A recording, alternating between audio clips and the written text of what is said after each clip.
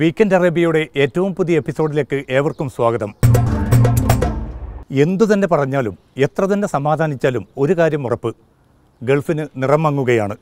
നിലവിലുള്ള പ്രതിസന്ധിയിൽ വലിയ തോതിലുള്ള ഒരു തിരിച്ചുപോക്ക് ഉണ്ടായെന്ന് വരില്ല. അതേസമയം എല്ലാവർക്കും ചില തിരിച്ചറിവുകൾ കൂടിയേ തീരൂ.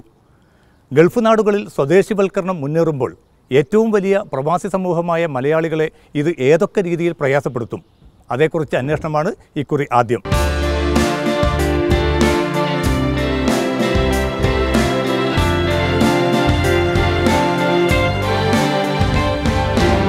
ഗൾഫിൽ സ്വദേശീവൽക്കരണം ശക്തിപ്പെടുമ്പോൾ പരദേശ മണ്ണിൽ നിന്ന് വലിയൊരു തിരിച്ചൊഴുക്കുണ്ടാവുമോ? ഈ ചോദ്യത്തിന് പല ഉത്തരങ്ങളാണ് ലഭിക്കുന്നത്. തികഞ്ഞ ശുഭാപ്തിയോടെ നിലവിലെ പ്രശ്നത്തെ കാണുന്നവരുണ്ട്. വൻതോതിൽ ഗൾഫിൽ നിന്ന് തിരിച്ച ആളുകൾ വരും എന്നുള്ള പ്രതീക്ഷയൊന്നും നമുക്കില്ല.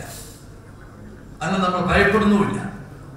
അരനൂറ്റാണ്ടിലേറെ പിന്നിടുന്ന മലയാളിയുടെ കുടിയേറ്റ ചരിത്രത്തിൽ അർത്ഥപൂർണമായ ഒരു ഇടപെടലും നമ്മുടെ രാഷ്ട്രീയ നേതൃത്വത്തിന്റെ ഭാഗത്തു നിന്നും ഉണ്ടായിട്ടില്ല. ഗവൺമെൻറ്റിനെ സംബന്ധിച്ചിടത്തോളം ഗവൺമെൻറ് അവിടെ ജീവിക്കുന്ന മലയാളികളോട് ക്രൂരമായിട്ടാണ് പെരുമാറുന്നത്. പിന്നെയല്ലേ നിങ്ങളോട് പ്രത്യേകിച്ച് കൂടി വന്ന രാഷ്ട്രീയക്കാർക്ക് ഇവിടെ വന്ന് ഫണ്ട് പിരിക്കാനുള്ള ഒരു ഉപകരണം കൂടെയാണ് നിങ്ങൾ. ഗൾഫ് ജയിലുകളിൽ എത്ര ഇന്ത്യക്കാരുണ്ടെന്ന ചോദ്യത്തിന് പാർലമെന്റിലും പുറത്തും ഇനിയും കൃത്യമായ ഉത്തരമില്ല. ഇതിനിടയിലും പ്രവാസികളുടെ കണക്കെടുക്കാനുള്ള സംസ്ഥാന സർക്കാരിന്റെ നീക്കം സ്വാഗതാർഹമാണ്. സ്വദേശിവൽക്കരണം എന്നത് സൗദിയുടെ മാത്രം അജണ്ടയല്ലെന്ന് നാം അറിയണം. ഗൾഫിലെ മറ്റു രാജ്യങ്ങൾ പലതും തൊഴിൽ വിപണി ക്രമീകരണവും സ്വദേശിവൽക്കരണവും നേരത്തെ തന്നെ ആരംഭിച്ചിരുന്നു. അല്പം വൈകി മാത്രമാണ് സൗദി ഈ രംഗത്ത് കൂടുതൽ ഉറച്ച നടപടികൾ സ്വീകരിക്കുന്നത് എന്നു മാത്രം. രാജ്യത്തിന്റെ പൊതുതാൽപര്യം കണക്കിലെടുത്ത് വിവിധ ഘട്ടങ്ങളിലൂടെ നടപ്പാക്കി വരുന്ന സ്വദേശിവൽക്കരണ പ്രക്രിയ അഭംഗുരം തുടരുമെന്ന് തന്നെയാണ് സൗദി നേതൃത്വം വ്യക്തമാക്കുന്നത്. സൗദി രാജാവ് നൽകിയ 3 മാസത്തെ സാവകാശം എത്ര കണ്ട് ഫലപ്രദമായി വിനിയോഗിക്കാൻ ഇന്ത്യ ഉൾപ്പെടെയുള്ള രാജ്യങ്ങൾക്ക് സാധിക്കും? കേന്ദ്രമന്ത്രിമാരുടെ സൗദി സന്ദർശനത്തിന്റെ വിജയം പോലും ഗാർഹികമായി നാം കൈക്കൊള്ളാനിരിക്കുന്ന നയനിലപാടുകളുടെ കരുത്തിനെ ആശ്രയിച്ചിരിക്കും.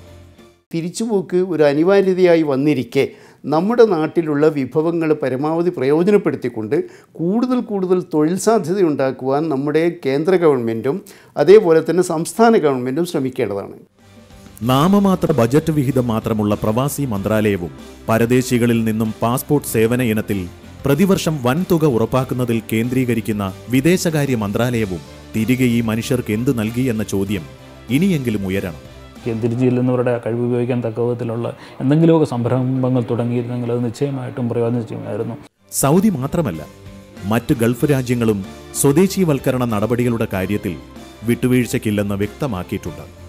ആഭ്യന്തര സമസ്യകൾക്ക് പരിഹാരം കാണാൻ അതാതിടങ്ങളിൽ പ്രാപ്തിയുള്ള യുവതയെ തൊഴിൽ മേഖലയിൽ വിന്യസിക്കേണ്ടത് ഗൾഫ് രാജ്യങ്ങളുടെ താൽപ്പര്യമാണ്. അനധികൃത കുടിയേറ്റം സൃഷ്ടിക്കുന്ന സാമൂഹിക പ്രശ്നങ്ങളും വളരെ ഗൗരവത്തിലാണ് മിക്ക ഗൾഫ് രാജ്യങ്ങളും നോക്കിക്കാണുന്നത്. മലയാളി കുടിയേറ്റത്തിന്റെ നന്മകൾ മാത്രമല്ല, പരാധീനതകളും വിലയിരുത്താൻ സമയമായി എന്ന് വിദഗ്ധർ അഭിപ്രായപ്പെടുന്നതിൽ കാര്യമുണ്ട്. പ്രവാസി സംഘടനകൾ ഇന്ന് മത്സരിക്കുന്നത് ചലച്ചിത്ര താരങ്ങളെയും സാഹിത്യകാരന്മാരെയും ഒക്കെ ഇവിടെ എഴുന്നള്ളിക്കാനാണുള്ളത്. മറിച്ച് അവരുടെ അടിസ്ഥാനപരമായിരിക്കുന്ന പ്രശ്നങ്ങളുണ്ട്. അവർ പലപ്പോഴും അടിസ്ഥാനപരമായ പ്രശ്നങ്ങളിൽ നിന്ന് മാറി ബാഹ്യതലത്തിലുള്ള പ്രശ്നങ്ങളിൽ വ്യാപരിക്കുന്നതാണ് എനിക്ക് തോന്നിയിട്ടുള്ളത്. അതേസമയം വൈദഗ്ധ്യമുള്ള മേഖലകളിൽ ഗൾഫിൽ തൊഴിലവസരങ്ങൾ വർദ്ധിക്കുകയാണ്. ഡെവലപ്മെൻറ്റ് കൂടുന്നതോടുകൂടി ഇനിയും ജോലി സാധ്യതയുണ്ട്. ഞാൻ തന്നെ ഇനി 4000 മലയാളികളെ ഇക്കൊല്ലം തന്നെ ഞാൻ റിക്രൂട്ട് ചെയ്യണം. എന്നാൽ അത്തരം തുറകളിലേക്ക് ആളുകളെ പാകപ്പെടുത്തിയെടുക്കാൻ എത്ര കണ്ട് നാം മനസ്സ് വെക്കുന്നു എന്നുകൂടി ആലോചിക്കണം. കയ്യിലൊന്നുമില്ല എന്ന് പ്രഖ്യാപിച്ചുകൊണ്ടാണ് ചെല്ലുന്നത്. ആ ഒരു ഷോക്കിനെ നേരിടാൻ ഗവൺമെൻറ് ഒരു 3 വർഷക്കാലത്തേക്കെങ്കിലും പെൻഷൻ കൊടുക്കൽ വളരെ അത്യാവശ്യമാണ് ഇങ്ങനെയുള്ളവർക്ക്. ഫിലിപ്പീൻസ് ഉൾപ്പെടെയുള്ള രാജ്യങ്ങളുടെ മാതൃക ഇനി എന്നാവും നാം പിന്തുടരുക? പ്രതിസന്ധി താൽക്കാലികം മാത്രമാണെന്ന് കരുതുന്നവരുണ്ട്. ഗൾഫിന്റെ ഭാവി വികസന പദ്ധതികൾ വൻതോതിൽ അവസരങ്ങൾ മലയാളികൾക്ക് ലഭ്യമാകുമെന്നും അവർ പറയുന്നു. ഈ മടങ്ങി വന്നതിൻ്റെ 4 ഇരട്ടി അങ്ങോട്ട് തിരിച്ചു പോയാലും ഞാൻ പറയുന്നു അടുത്ത 50 കൊല്ലത്തേക്ക് ഗൾഫിനെ പറ്റിയൊരു ആശങ്കയുടെ ആവശ്യമില്ല. ഇപ്പോഴത്തേത് വലിയൊരു മുന്നറിയിപ്പായി കണ്ട് പ്രായോഗിക നടപടികൾ സ്വീകരിക്കുകയാണ് തങ്ങൾ ചെയ്യുന്നതെന്ന സർക്കാർ വിശദീകരണത്തിൽ ന്യായമുണ്ട്. അവിദഗ്ധ തൊഴിലാളികളാണെങ്കിലും വിദഗ്ധ തൊഴിലാളികൾക്കാണെങ്കിലും ഗൾഫിലെ ആശ്രയിച്ച് നോക്കിക്കഴിഞ്ഞാൽ നമ്മുടെ കേരളത്തിലാണ് ഇന്നിപ്പം വേതനം കൂടുതലുള്ളത്. പിന്നെ വളരെ സ്കിൽഡായിട്ടുള്ളവരെ വിടാനായിട്ട് ഒരു സ്ഥാപനവും, പ്രത്യേകിച്ച് കൺസ്ട്രക്ഷൻ മേഖലയിൽ ഫാബ്രിക്കേഷനൊക്കെ നടത്തുന്നവർ, അവരെ ഒന്നും ലിഫ്റ്റിൻ്റെയൊക്കെ ചെയ്യുന്ന ആൾക്കാർ, അവരെ ഒന്നും എന്ത് കാശ് കൊടുത്തു അവരെ നിലനിർത്തുന്ന സംവിധാനമാണ്. അപ്പം കുറച്ച് പരിചയവും സ്കില്ലും ഉണ്ടെങ്കിൽ തീർച്ചയായിട്ടും ഈ ഒരാൾക്കും പുറത്തു പോകേണ്ട ഒരു ആവശ്യം ഉണ്ടാവില്ല. എന്നാൽ പുനരധിവാസ പാക്കേജ് ഇപ്പോഴും അവ്യക്തമാണ്. മടങ്ങി വരുന്നവർക്ക് 10 ലക്ഷം രൂപ വരെ പലിശരഹിത വായ്പ നൽകും എന്നതുൾപ്പെടെയുള്ള നിർദ്ദേശങ്ങൾ നടപ്പാക്കും എന്ന് തന്നെ നമുക്ക് ആശിക്കാം. ഇറാഖിന്റെ കുവൈത്ത് അധിനിവേശവും ആഗോള സാമ്പത്തിക പ്രതിസന്ധിയും മറികടന്നതുപോലെ ഇപ്പോഴത്തെ തിരിച്ചടികളും ഒരുപക്ഷെ പ്രവാസി സമൂഹം അതിജയിച്ചേക്കും. എങ്കിലും തങ്ങൾ തനിച്ചല്ല എന്ന് താൽക്കാലികമായി പരദേശങ്ങളിലേക്ക് പറിച്ചു നടപ്പെട്ട ഈ മനുഷ്യരെ പ്രായോഗിക നടപടികളിലൂടെ വേണം ബോധ്യപ്പെടുത്താൻ. ഭരിക്കുന്നവർക്ക് മാത്രമല്ല, പൊതുസമൂഹത്തിനും ഈ ബാധ്യതയിൽ നിന്ന് ഒഴിഞ്ഞു മാറാനാവില്ല. അമ്പരചുംബികളുടെ വിസ്മയ മേലാപ്പ് മാത്രമാണ് നമ്മിൽ പലർക്കും ഗൾഫ് രാജ്യങ്ങൾ. മരുഭൂമിയിലെ ആടുജീവിതം എന്നത് വായിച്ചും കേട്ടും മാത്രമുള്ള അറിവാണ് നാം മലയാളികൾക്ക്. നോക്കത്താ ദൂരത്തെ പൊള്ളുന്ന മണൽപ്പരപ്പിൽ കാലികളും ഏകാന്തതയും മാത്രം കൂട്ടുകിടന്ന നജീബിൻ്റെ പിന്തുടർച്ചക്കാരായി ഇതാ ഖത്തറിൽ നിന്നും 2 പേർ, അമാനുല്ലയും അൻവർ സാദത്തും.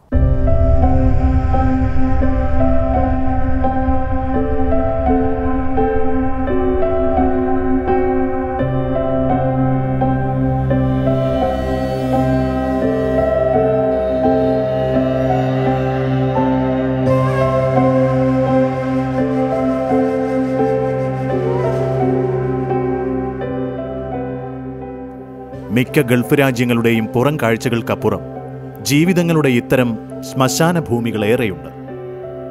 വികസനം കയ്യെത്തിപ്പിടിക്കുന്ന ഖത്തറിലെ നിറമില്ലാത്ത ചില ജീവിത ചിത്രങ്ങളാണിത്.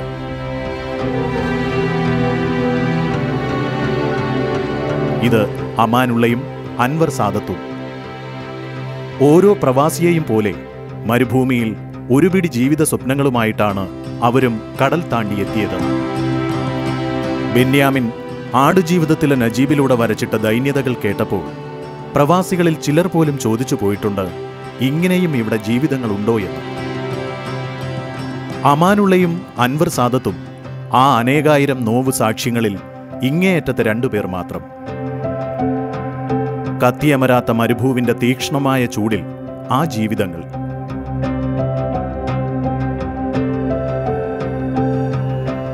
നോക്കത്താ ദൂരത്തോളം മരുഭൂമിയും 2 മനുഷ്യരും, പിന്നെ കന്നുകാലികളും മാത്രം.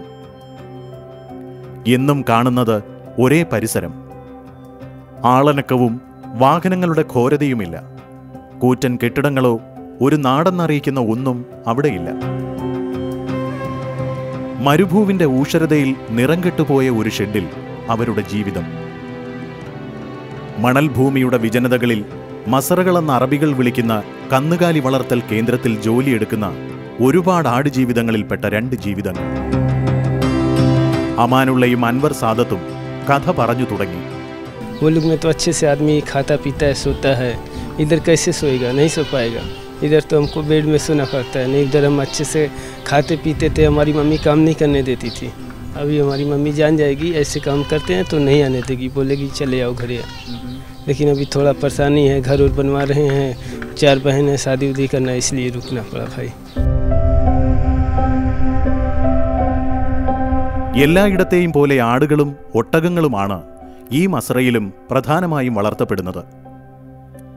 ഇവയെ മേയ്ച്ചും തീറ്റ കൊടുത്തും അവയെപ്പോലെയായ 2 ജീവിതങ്ങളാണെങ്കിലും കടലിനക്കരെ കാത്തുകഴിയുന്നവർക്ക് അവരും പ്രവാസികളാണ്. അറബി നാട്ടിൽ ജീവിതം പാങ്ങുപിടിപ്പിക്കാൻ പോയവർ. നാടകലെ നിൽക്കുമ്പോഴും ഉറ്റവരുടെയെങ്കിലും ജീവിതം സ്വസ്ഥമാകുന്നതിൻ്റെ ആശ്വാസമാണ് അവരെ മുന്നോട്ട് നയിക്കുന്നത്. 1000 റിയാലാണ് മാസശമ്പളം. പ്രതീക്ഷകളുടെ അറ്റത്ത് സാന്ത്വനിപ്പിക്കുന്ന ഒന്നുമില്ലാതാകുമ്പോൾ വല്ലപ്പോഴും വരുന്ന ഇതുപോലുള്ള സന്ദർശകരാണ് അവർ ഇതിനിടെ കണ്ടിട്ടുള്ള മനുഷ്യമുഖങ്ങൾ. കടലിനിക്കരെ ഇവരെയും കാത്തിരിക്കുന്നത് തീരാ ബാധ്യതകൾ. 4 സഹോദരന്മാരും 4 സഹോദരിമാരും അടങ്ങുന്നതാണ് അൻവറിന്റെ കുടുംബം. ഇതിനിടെ 3 സഹോദരിമാരുടെ വിവാഹം കഴിഞ്ഞു. പരാധീനതകളുടെ മരുഭൂമിയിൽ ഒറ്റപ്പെടുത്തി ബാപ്പ നേരത്തെ വിട പറഞ്ഞിരുന്നു.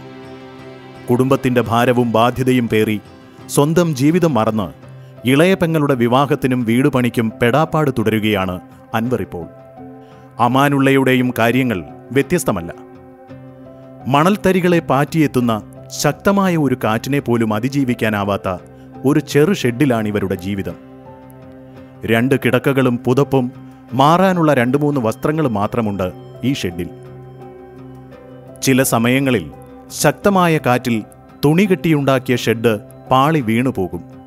വീണ്ടും ഉറപ്പിക്കും. ഭക്ഷണം പാകം ചെയ്യാനും പ്രാഥമിക ആവശ്യങ്ങൾ നിർവഹിക്കാനും മസ്രയിൽ തന്നെ തുണി കൊണ്ട് മറകളിട്ട് താൽക്കാലിക സംവിധാനവുമുണ്ട്.